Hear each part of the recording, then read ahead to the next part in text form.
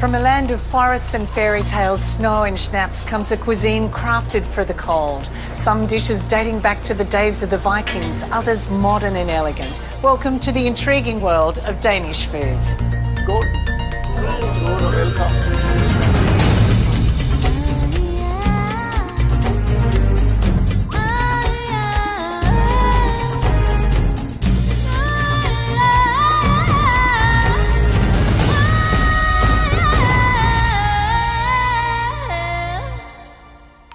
Join our food safari to learn the secrets to a sensational gravlax. Roast pork with the best crackling, beautiful dense rye bread and the marvellous smørbrød tradition.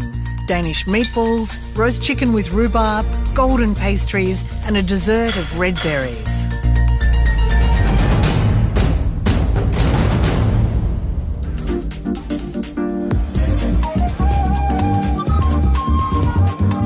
Danish food is very hearty meals because we haven't got much to do in Denmark, especially in the winter time. Because everything's cold, we have to create events inside. And that's why, we'll have these long day lunches. Start at 12, everyone comes and you can still be sitting there until 5, 6 o'clock. And it's just such a hyggelig thing to do. And what's hyggelig? It's a different word for cozy, but a little bit gets lost in translation. You just want to cuddle up and you want something nice to eat. And in my family, when we say hyggelig, it's more like, what do you want to eat? From a young age, Benda Grusbeck dreamed of being a chef and trained at the Danish cooking school, embracing the new Nordic food revolution as well as the treasured traditional recipes. She now heads up the kitchen of Restaurant Dansk in Melbourne's Danish Club. Benda, some key Danish ingredients. Danish butter. Doesn't get any better than that. What makes it so good? It's just nicely flavoured. It's a little bit more dense, I think. It's got more of a body to it. And used in everything. Yes. Because we use it on top of our rye bread and cooking as well. You have a saying, when there's the right amount of butter on the bread, when you can see your teeth marks in the bread. Other things, vinegar, obviously, because we pickle everything. You pickle everything? Yeah. Mayonnaise. Got a lot of salad. A lot of them are mayonnaise based. And you'd probably make your own. Yeah, we do. Capers, massive. With all our herrings, you really need that to balance out, especially the strong flavours from the herring. Really beautiful. Benda, is seafood popular in Denmark? Yeah, very much. On the weekends, when you pull out the big lunch table, you start with all the seafood. You start with your herrings, your fried herrings, gravlax, smoked salmon, egg and prawns, and then you'll move on to the meat after that. And what sort of fish would you be buying? I would buy fresh salmon, and I would buy the fresh garfish, but mostly I'll use all the smoked things. We love our smoked things. Smoked eel, smoked trout, smoked salmon is very big. Herring is massive, massive. It's such a good tradition and it's enjoyed in nearly every household. In Denmark we have the curry herring, we've got the red spiced herring, normal marinated herring, apple herring, dill herring. Wow. We have such a massive range. And here we have the first dish. Herring is a favourite ingredient for caterer Jesper Hansen in his business Blonde Catering. He says a great starter to any lunch is herring with a delicious curry mayonnaise. We also call it the herring for beginners. Oh, why? Because everyone loves it, and it's not that fishy. It's quite crunchy, has some good flavors, it's quite fresh. Saute some onions first, salt, and then some mild yellow curry powder. And we just burn off the curry without actually any color to the onions. Put that into a bowl. Then we have some white herring just salted with a bit of vinegar to make it quite thick. Jesper adds mayonnaise and sour cream. Chopped capers. Chopped capers, diced green apples and fresh dill. Very important. Give that a good mix. So is this classic Danish cuisine? This is very classic. The curry-flavoured fried onions are then added to the mix. Make a little canapé style here. A perfect soft-boiled egg is a traditional garnish. Tell me this is not a one bite. No, you can have it in 2 bites. Can I? Yeah. It looks amazing.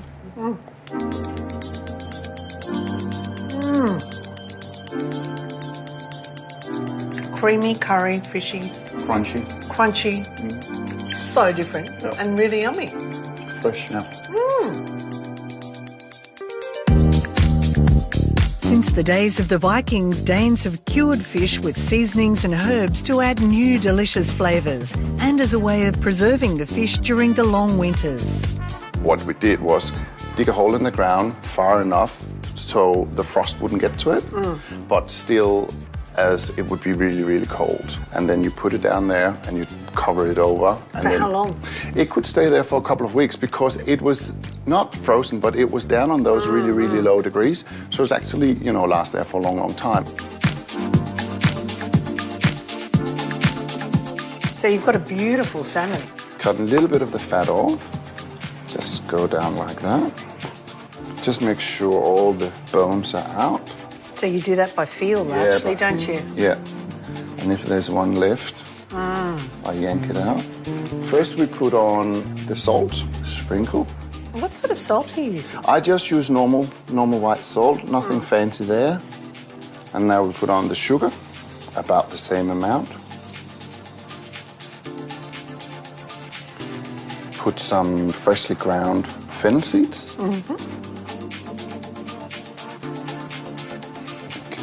Deal. You don't need to pick it or, you know, get the stalks out or anything like that. Cover it over and put it in the fridge. That's it? That's it. So that really is a 5-minute recipe? It is.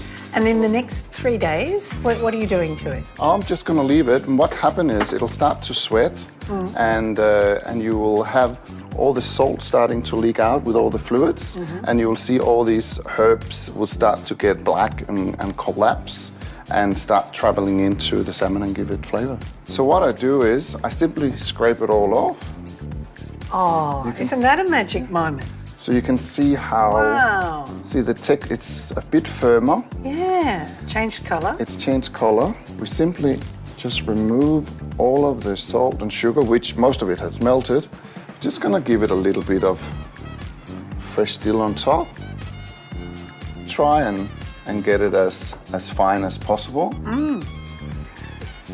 And you just cut down to where you can see the fat is starting to come through. We really don't want that. That's a bit of a very fishy kind of oily flavor. Take a little bit of the Gravlax on here. The dressing for the salmon is equal amounts of mustards and brown sugar and some fresh dill. And we just give that a good mix. After a few minutes, it actually will break down the sugar completely and it won't be crunchy. Just a little dollop of the mustard sugar sauce. Lots of fresh dill. I've never had Gravlax with the sauce before. Oh, it's all about the sauce. Oh, absolutely delicious. Cool. What a great tradition. It and is. It's lovely to have the, you know, the true Danish style. Yep.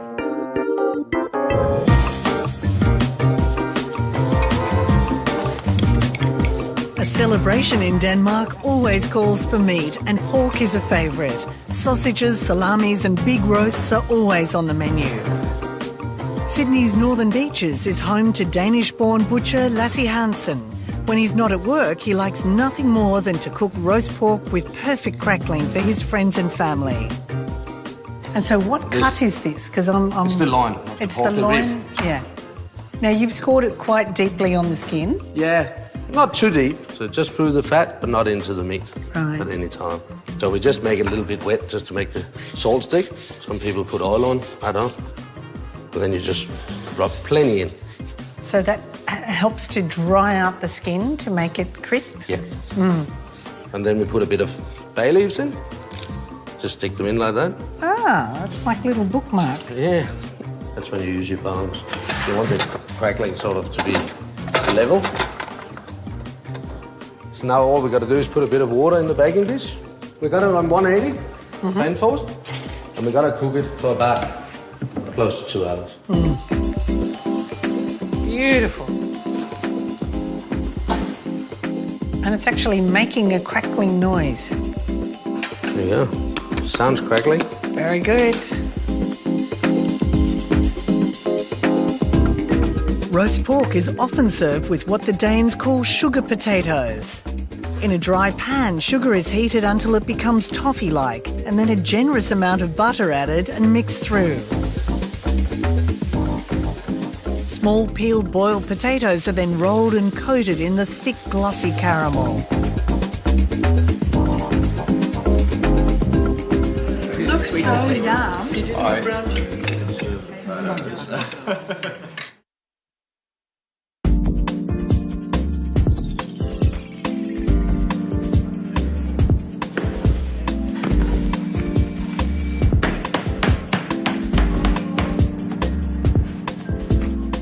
For hundreds of years in Denmark, baking bread was something that happened at least once a week at home. The dough from one batch being used as the starter for the next. And the bread, the beautiful, heavy rye bread, full of grains and seeds and leavened naturally. Michael Clausen trained as a chef in Denmark, running restaurants and hosting a TV food program. He came to Australia to open a couple of restaurants before joining Brasserie Bread to bake artisan breads. As a child, bread was one of the first things he cooked at home. Well, we grew up on it.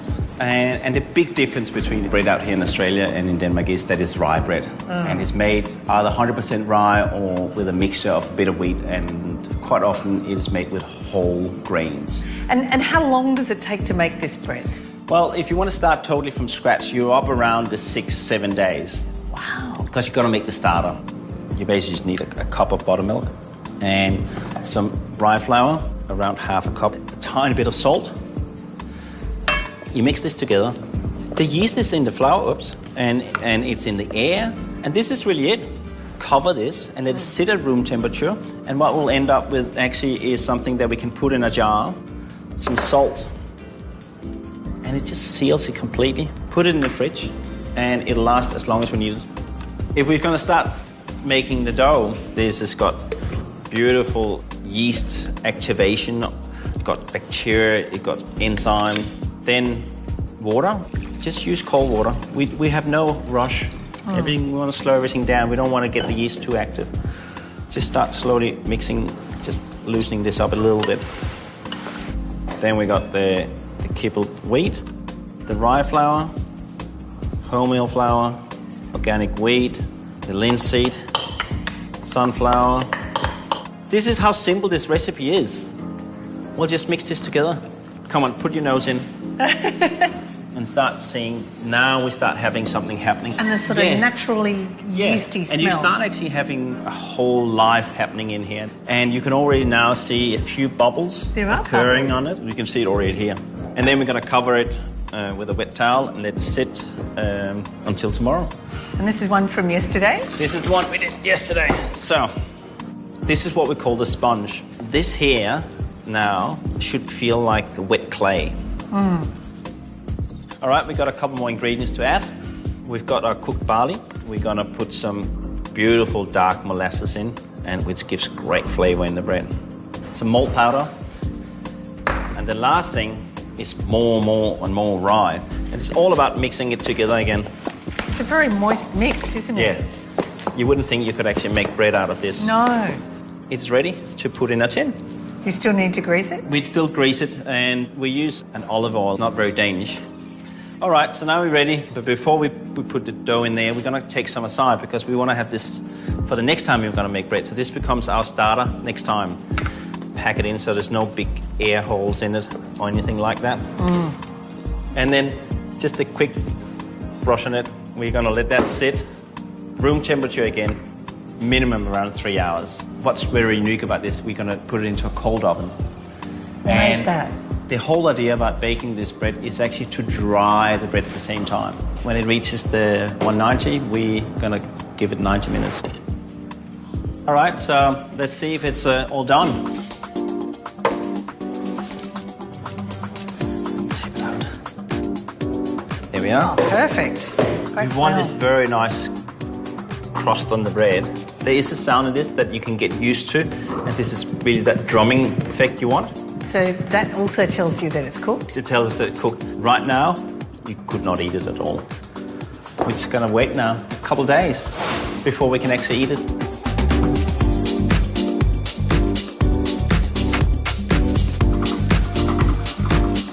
Rye bread is an essential building block for the famous Danish smearbrød. Open-faced and perfectly constructed, they're culinary masterpieces and always start with a good lashing of butter. We're not going to be too scared of using the butter. It's kind of an important part of it. Michael enjoys assembling some classic toppings, including curried herring with soft-boiled egg, capers and apple slices. Another thing that we use a lot of is dill. One of his favourite toppings is gravlax. But you're generous with your toppings? Very, very important. Very generous. Everything is about the colours and the presentation. Then there's roast beef with remoulade, fried onion rings and tomato. There's some colours. Looks beautiful, but I'm sure the trick is also how to eat that elegantly. This is always eaten with knife and fork. And if you had that served in a restaurant in Denmark like that, you'd be charged a lot of money. It's a very, very beautiful, important dish.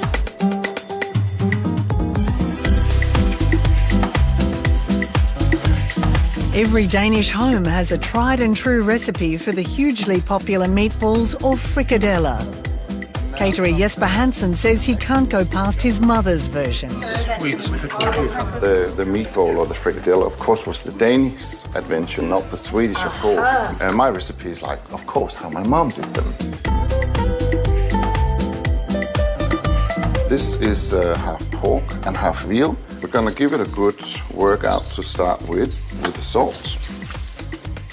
Put in some chopped onions, some flour, just plain flour, and some breadcrumbs. I really like the combination. It's quite a workout, Jesper. It is quite a workout. We add the eggs. And now the secret I have, reduced chicken stock.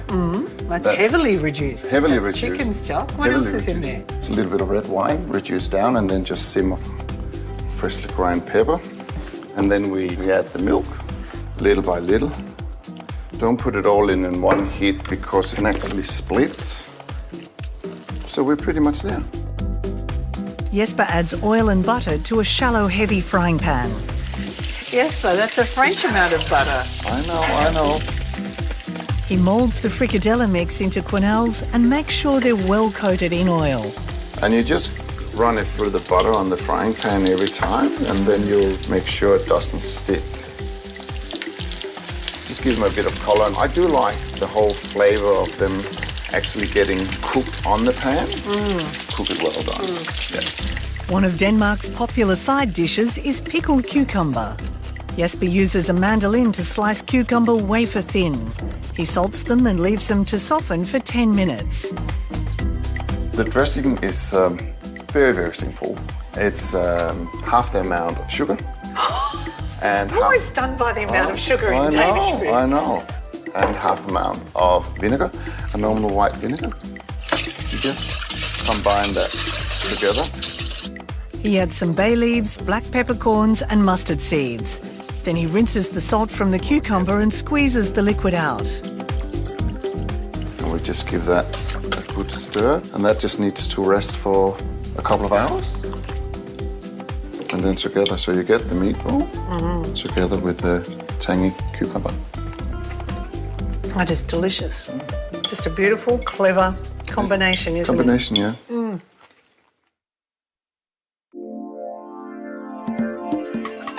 Braised chicken with handfuls of parsley is an adored recipe throughout Denmark and a regular family dinner for Chef Bende Grusbæk, who grows parsley especially to make this dish. I'm going to cook a dish called grydstegt kylling. That dish is a very summer dish, and plus it's a kid's favourite as well. So Is it really? Yeah, it is. They love it.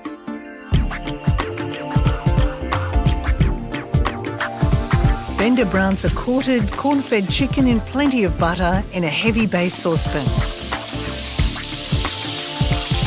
Parsley.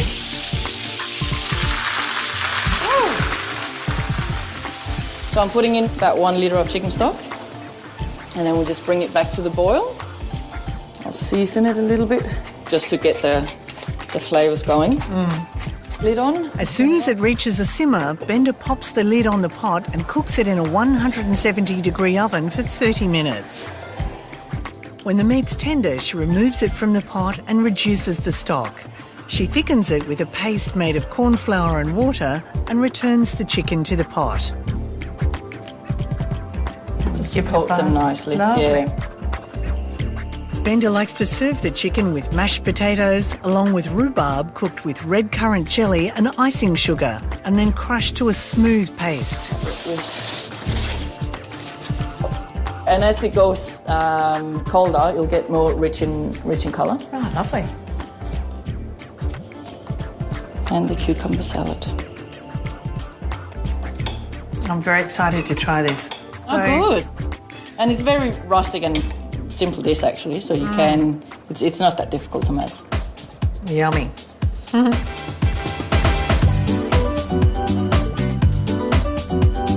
With long winters and a population that loves to indulge in good food, baking is adored in Denmark, and its pastry chefs are held in such high regard that in the 17th century the royal family agreed to their crown appearing with the guild symbol outside every bakery as a mark of respect. Golden flaky pastries and perfect marzipan biscuits are the stars of most bakeries, including the little piece of Denmark in the Sydney beachside suburb of DY, where Klaus Rasmussen and his wife Pernille bake all the traditional favourites. We have the kringle, which is the most popular one. That's a big Danish with almond filling and custard. Or they come in the snails with custard and cinnamon. That's very traditional. That looks delicious. And in Australia, we do them with fruit as well, but you don't see that in Denmark at all. Would not like be with done. the apple and cherry and apricot, no. No. So how do pastries fit into Danish life? We mainly have it for breakfast, like Saturday, Sunday morning as a special treat. You wouldn't have it as much like during the week. So weekend breakfast you'd have a Danish or a Yeah, you would have your crunchy bread rolls, and then like a dessert, you would have like a snail or a small Danish. Beautiful. Interestingly, despite the word Danish being synonymous with golden flaky pastry, it's not a term you ever hear in Denmark. They actually called Vienna bread after Austrian bakers who came and helped the Danish bakers, and it was actually their recipes. So what the rest of the world knows as Danish is Wennebrod. Yes. Yeah. One of the most popular ingredients in Danish bakeries is marzipan, made from almond meal and sugar, which is imported from Denmark and used to make biscuits and horn-shaped pastries and the Danish cake of celebration, the kransekage, which is baked in ever-decreasing circles and decorated with fine piped icing. So, Klaus, the size of the marzipan that you work with, Yes. it's a key ingredient in your bakery. Yeah, we use a lot of it for Danish and for many different almond fillings, and normally we get 500 kilo at the time. How long would And that then last you? 8-10 months. So when this bakes up, it goes all custardy and almond flavours. Yes. Ooh. And you're making now, Kringle. and the shape of them means Yeah. something, doesn't it? This design you got outside the bakeries in Denmark, outside the shop, there's a sign saying Kringle. So after all these years of baking, you still love the moment where it comes out? Oh, I still have one every day. Do you really? Yeah, every day. Thank you. Beautiful. Cheers. Yummy. Berries and warm evenings are one of the delights of a Danish summer. The long twilights when everybody brings out their picnic rugs to feast on the beautiful berries that ripen slowly and are full of natural sweetness. Christine Lindberg has fond memories of her Danish summers. Now living in Australia, she works as a graphic designer on cookbooks and lifestyle publications. Berries and desserts from home are a treat at the end of the working day. A sweet with a name that's often used to introduce newcomers to the wild sounds of the Danish language. The Danish name of this is rødgrød med fløde, and it's like something we will ask every tourist to pronounce because it's the hardest name. It is hard.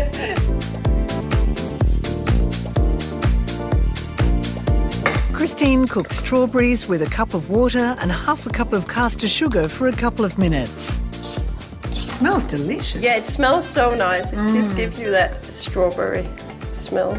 And I'll turn off the heat and add 1 spoon of potato flour, and then you just add a little water. And then also add the fresh berries, blueberries and the raspberries. It's a very simple recipe, isn't it? It's super simple, yeah.